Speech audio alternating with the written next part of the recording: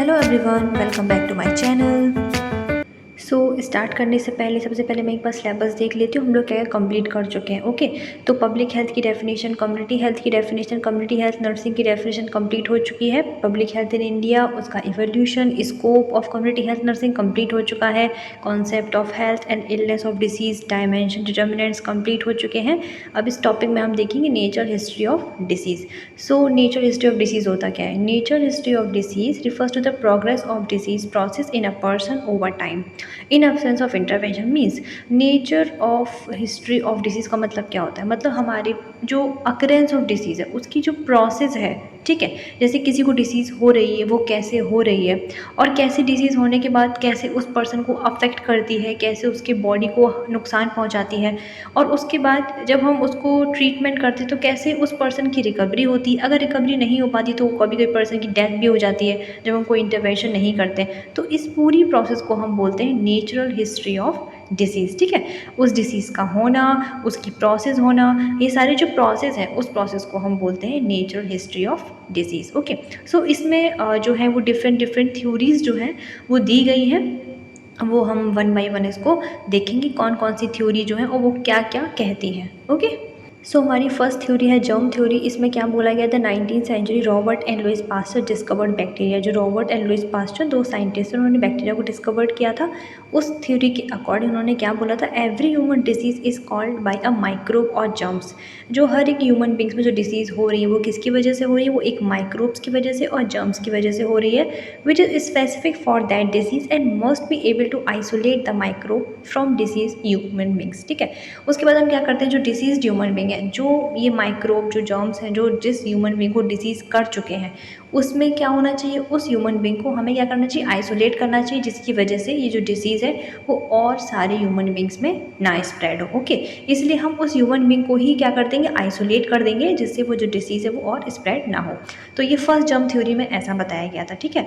Then second हमारी theory क्या होती है? Epidemiological triad. Epidemiological triad said only host and agent can not cause the disease. सिर्फ host और एजेंट डिसीज कॉज नहीं करता है। Favourable environment is also required for bacteria to cause infection in host. मतलब host and agent, मतलब हमारी human body क्या है? होस्ट है, होस्ट है, ठीक है। और कोई जो माइक्रो ऑर्गेनिज्म आया, कोई जर्म्स आए बाहर से, वो क्या है? वो हमारे एजेंट है।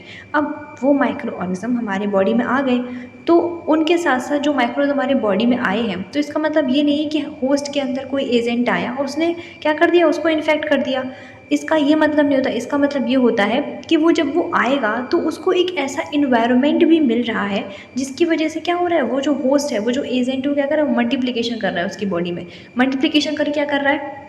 मल्टीप्लिकेशन करके क्या कर रहा है? उसको डिसीज़ कॉज कर रहा है, ठीक है। तो इस थ्योरी में ये बोला गया है कि होस्ट और जो एजेंट है वो सिर्फ सफिशिएंट नहीं है, उसके लिए एक फेवरेबल इन्वायरमेंट होना भी बहुत ज़रूरी है। जब तक फेवरेबल इन्वायरमेंट नहीं होगा तब तक वो डिसीज़ कॉज नहीं हो सकती है, ठीक है।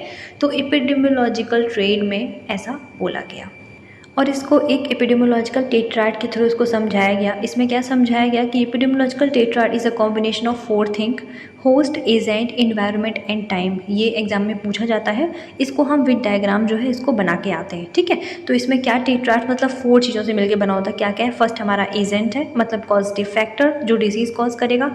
होस्ट, देन हमारा होस्ट है। होस्ट का मतलब क्या है? Group of population and the characteristics, मतलब हमारे जो ह्यूमन बॉडी है। होस्ट मतलब एक उसको जगह चाहिए, वो इन्वायरमेंट, वो एक इन्वायरमेंट चाहिए, एक एरिया चाहिए जहाँ पे वो डिसीज़ कॉज कर सके, ठीक है।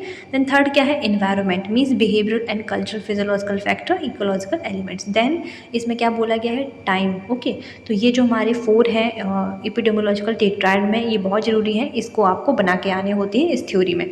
ओके, देन हमारी नेक्स्ट थ्योरी क्या है? Web of causation theory. इसमें क्या बोला गया है? दिस थ्योरी व गिवन बाय मैकमोहन एंड पग। ये जो थ्योरी थी वो मैकमोहन और पग ने दी थी। इन्होंने क्या फोकस किया था? There are number of reason in a person develop a disease.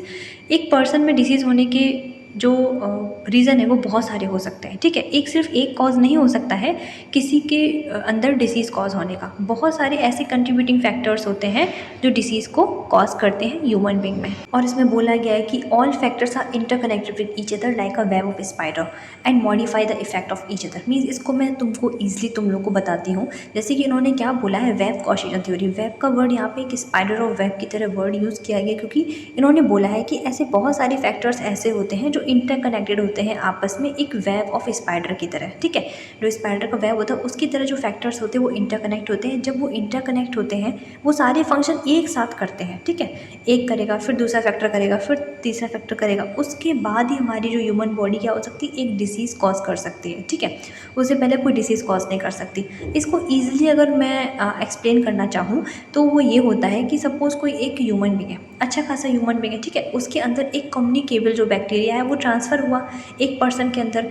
तो कम्युनिकेबल जो बैक्टीरिया ट्रांसफ़र हुआ है उसके अंदर, तो उसने क्या किया, वो क्यों ट्रांसफ़र हुआ, क्योंकि तभी तो वो ट्रांसफ़र हो पाया क्योंकि उस पर्सन की जो इम्यूनिटी है वो वीक थी, इम्यूनिटी वीक हो चुकी थी, इसलिए उसने उसका जो असर है उसके बॉडी पर हुआ। अब इम्यूनिटी वीक होने के बाद क्या हुआ, वो बीमार पड़ा, उसके अंदर बहुत सारे साइन एंड सिम्टम्स दिखे, तो उसका जो बॉडी का जो पूरा होल फंक्शन है वो सारा काम कर रहा है ना, एक दूसरे के साथ सारे काम कर रहे हैं। अगर एक को डिसीज़ हुई है, एक किसी पार्ट में डिसीज़ हुई है, तो दिक्कत तो सारे पार्ट्स में हो रही है, ठीक है। तो उसको इम्यून उसका वीक था, वीक इम्यून होने के बाद उसको डिसीज़ हुई, डिसीज़ होने के बाद क्या हुआ, उसका लॉस ऑफ एपेटाइट होना, उसको भूख लगना बंद हो गया। अब भूख लगना बंद होगा तो उसका ऑफकोर्स है कि उसका वेट लॉस होगा, ठीक है। तो उसका वेट लॉस होना स्टार्ट हो गया। वेट लॉस होते होते अगर हम उसको ध्यान नहीं देंगे तो क्या वो माल नरिश्ड हो जाएगा। तो ये एक छोटा सा मैंने एग्जाम्पल दिया है कैसे एक दूसरे से चीज़ें क्या है, इंटरकनेक्ट है, ठीक है। क्योंकि एक बीमार होने के बाद फिर उसका वेट लॉस हो रहा है, वेट लॉस होने के बाद वो माल नरिश्ड हो रहा है, तो ये सारा क्या है, इंटरकनेक्टेड है, एक वेब ऑफ स्पाइडर की तरह, ओके।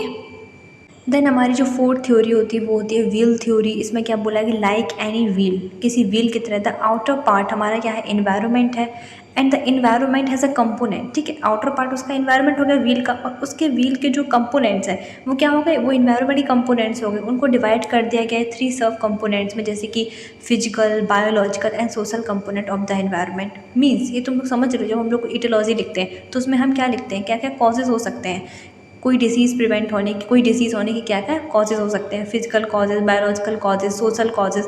तो यही यहाँ पर रिप्रेजेंट किया गया है। किसी का फिजिकल कॉजेज़ होने की वजह से वो डिसीज़ हुई है, किसी की बायोलॉजिकल प्रॉब्लम होने की वजह से डिसीज़ हुई है, कि वो डिसीज़ है वो जेनेटिकली हो सकती है, कोई उसको मेडिकल कंडीशन की वजह से, उसको पहले से कोई डिसीज़ थी इसकी वजह से। एंड सोशल कंपोनेंट मतलब कोई उसको ट्रॉमा, कोई उसको एक्सीडेंट होना, कोई ट्रॉमा होना, कोई इंजरी हो जाना, तो ये सोशल कंपोनेंट, उसका जो सोसाइटी के साथ जो रिलेशन है वो अच्छा नहीं है, लोग उसको ट्रॉमेटाइज़ कर रहे हैं। तो ये सारे जो अफेक्ट होते हैं इन सब की वजह से भी क्या होता है, जो हमारा जो डिजीज़ होता है वो भी कॉज होता है, ठीक है। तो जो फोर्थ थ्योरी व्हील थ्योरी उसमें यही एक्सप्लेन किया गया है कि इन्वायरमेंट तो है उसका कंपोनेंट, के साथ साथ इन्वायरमेंट को भी कुछ कंपोनेंट्स में डिवाइड किया गया है, इन्वायरमेंट को भी, ओके। देन इसको हम कंसाइज वे में एक बार फिर से पढ़ते हैं, थ्योरीज ऑफ डिसीज़ कॉजेशन। इसमें हमारी फर्स्ट जर्म थ्योरी, इसमें क्या बोला गया है कि जो सर्टेन मैकेनिज्म है वो क्या कॉज करते हैं, डिसीज़ कॉज करते हैं, जैसे बैक्टीरिया, वायरस, फंगी, प्रोटोजोआ, ठीक है। तो ये जो है सारे डिसीज़ कॉज करते हैं। देखो यहाँ पर एग्जांपल भी दिया गया है, जैसे कि ट्यूबरक्लोसिस हुआ, कोविड-19 हुआ, कॉलेरा हुआ, तो ये सारे क्या है, डिसीज़ कॉजिंग ऑर्गेनिज्म है, माइक्रोऑर्गेनिज्म जिससे डिसीज़ कॉज होता है, ठीक है। देन यहाँ पर सेकंड हमारा एपिडेमियोलॉजिकल ट्राइड, जैसे मैंने बताया था, एजेंट, होस्ट और एनवायरनमेंट, ठीक है। तो ये सारा हमारा सेकंड थ्योरी में आता है। थर्ड थ्योरी में देखो वेब लाइक स्ट्रक्चर भी बना हुआ है, बहुत सारे कंपोनेंट्स हैं जो इसमें इंपॉर्टेंट रोल प्ले करते हैं ये थ्योरी को होने में, ठीक है। देन हमारा है व्हील थ्योरी। इसमें क्या बोला गया है, इसमें बायोलॉजिकल फैक्टर भी हो सकते हैं, फिजिकल इन्वायरमेंट भी हो सकता है, सोशल इन्वायरमेंट भी हो सकता है, देन जेनेटिक कॉजेज़ भी हो सकते हैं, ठीक है। तो ये हमारा व्हील थ्योरी, इससे आप क्या करोगे, इसे ईजिली जो है अच्छे से समझ लोगे। एक कंसाइज वे में मैंने लिख दिया है इसको, एग्जाम के लिए बहुत इंपॉर्टेंट है, इसको पढ़ लेना, okay. Then thank you so much. इस वीडियो में इतना ही। अब नेक्स्ट जो टॉपिक है वो मैं नेक्स्ट वीडियो में कवर करूँगी। Thank you so much. Don't forget to hit the like button, share and subscribe. कोई दिक्कत हो, कोई प्रॉब्लम हो, कोई कन्फ्यूज़न हो, आप कमेंट कर सकते हैं, मैं उसको डिटेल में फिर से आपको समझा सकती हूँ, ओके। Thank you.